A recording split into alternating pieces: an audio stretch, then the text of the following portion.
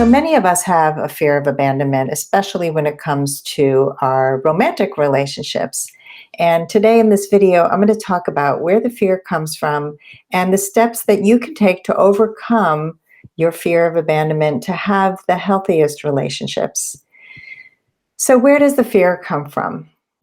As most things do, it usually begins in early childhood from sometimes loss of a parent, parents divorcing when you're young, a parent or caretaker who wasn't attentive to your feelings and needs when you were young, or a parent or caretaker who was away a lot or inconsistent in their care and in their love for you.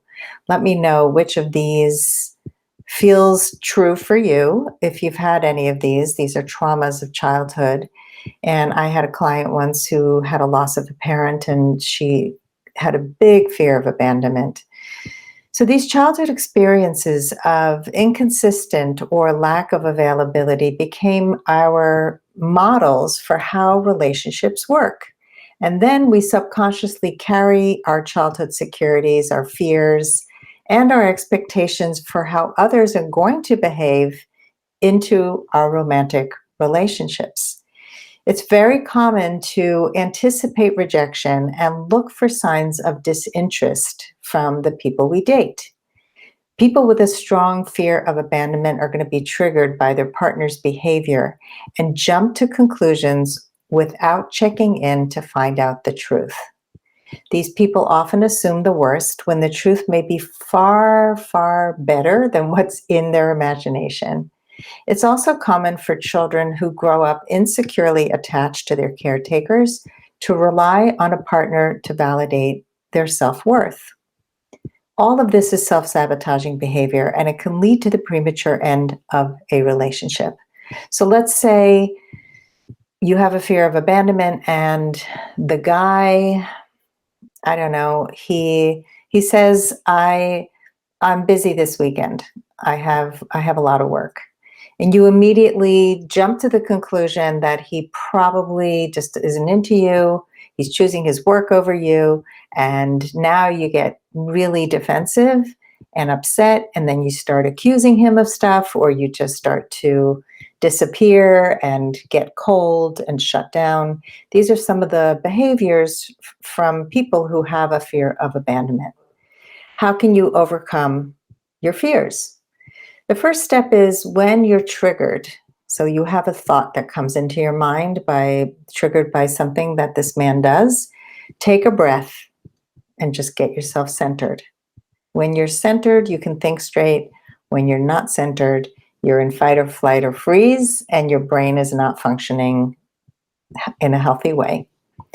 The second thing is to notice the stories you're making up about abandonment, about him leaving you, about anything. There are stories that we make up.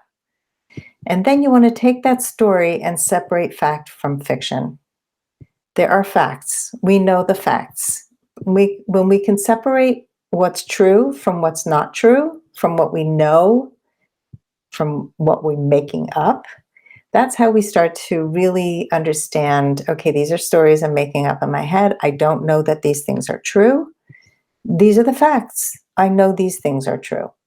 And then with that information, check in with the person you're in a relationship or with the man that you're dating, and find out the truth. And when you can come to him with a centered state of mind, when you are calm, and you can check in with curiosity, not an accusation, but to say, when you were told me that you had work this weekend, the story I made up was that you weren't that into me, and I started to shut down. I really want to know, this comes from my childhood, and I know that I have a tendency to make stuff up. So I'm putting my big girl pants on and I'm checking in with you. I just need to know if there is a problem in our relationship, please talk to me about it. And if it's not, then of course you can have as much time as you need to do your work. That kind of conversation where you're not triggered and you're really saying it with compassion and kindness and taking responsibility for what you're making up helps to set the scene for a healthy conversation.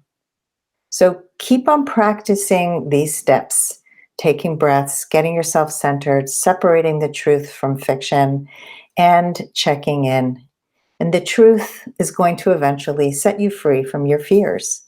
When you date somebody who has a secure attachment style, somebody who wants to talk things out, somebody who wants to connect, they're going to support you in feeling safe to reveal your fears, and they're going to celebrate you for being vulnerable and speaking up.